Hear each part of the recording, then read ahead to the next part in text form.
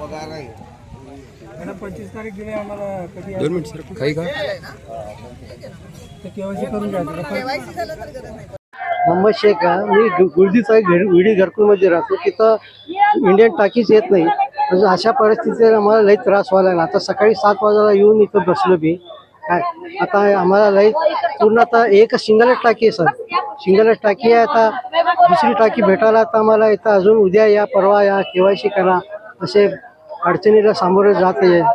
आता काय करायचं साहेब, आम्हाला इलाजच नाही. बर किती वाजल्यापासून थांबलाय? मी सकाळी 6 वाजता आलो होता. आता 10-12 वाजले. आता परत आम्हाला टाकी भेटली नाही. अजून उद्या या म्हणायला लागले. अजून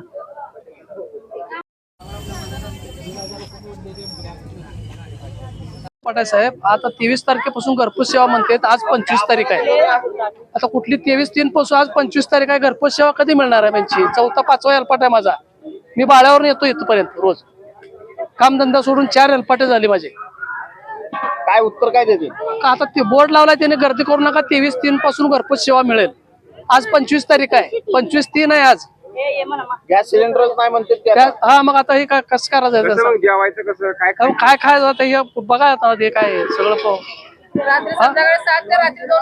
संध्याकाळी त्यांनी घरपोच त्यांनी वाटा लागले. ते दिवसा हाकलून देते, ती संध्याकाळी वाटते ती.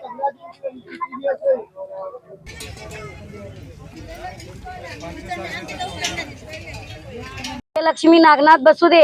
आज 8 दिवस झाला बघा गॅस साठी आम्ही फिरायला. काल म्हणजे ते आमची ननंद मिळती म्हणून आम्ही तिकडे गेलतो. अजून पण गॅस नाही बघा दादा आम्हाला. आज सकाळी 6:30ला येऊन उभा राहिलो. चहा नाही, पाणी नाही, काय पण नाही. एक तर सासू घरात आजारी, लेकरांची शाळा, परीक्षा त्यांची चालू. कसं करायचं? किती दिवस झालं गॅस बुकिंग केलं? आता गॅस बुकिंग करून 10 दिवस झाला. बर गॅसच नाही. बर स्वयंपाक चुलीवर करावं, काय करावं? कसं काय आता काय कसं भागवायचं? कसं भागवायचं? एकच टाकी माझं त्यांनी तर नाही म्हणतात की नाहीच झाल्यात. येऊन चाललाव. कसं करायचं? घरात सासू आजारी. आता टाकी नाही काय ते. आता आणि उद्या पण आलेत. घरपोच करतो म्हणतात की. घरपोच येतच नाही की, कधी आलीच नाही घरपोच टाकी. नंबर दिला, सगळे दिला, टोकन घेऊन जावा, ते घेऊन जावा, घेऊनच चाललाव. येऊन चाललाव. कालच नाही आलो आम्ही. आज आले. आज सकाळी 6:30ला आलो. चहा नाही, पाणी नाही, काय नाही. आता असंच उभं राहिलो.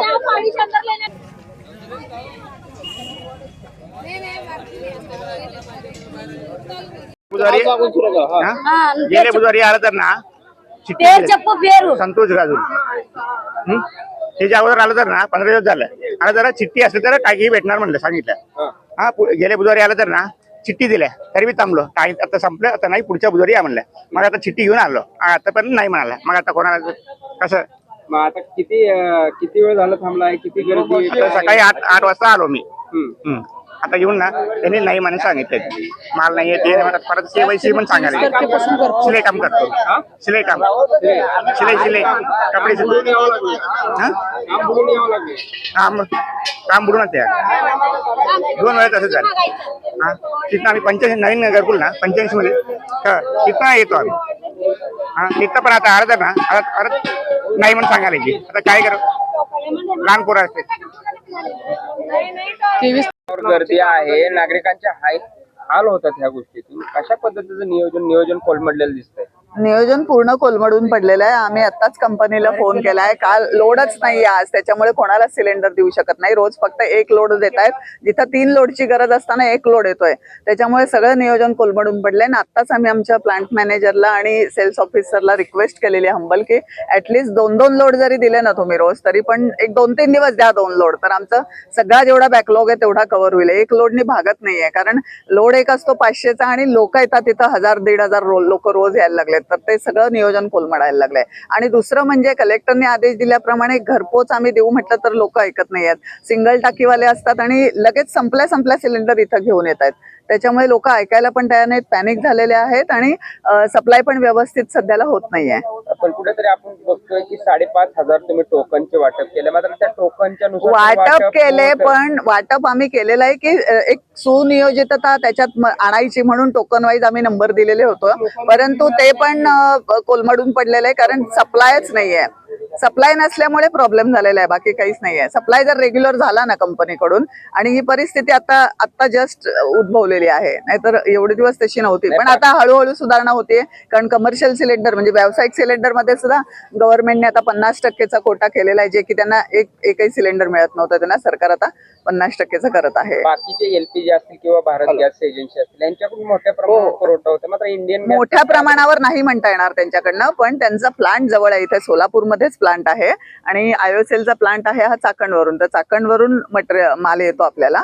आणि काल म्हणजे आज लोड नसल्यामुळे आज गर्दी आहे जास्त, आणि एका लोडच्या ऐवजी 2 लोड मिळाले तर बरं होतंय कंपनीकडून.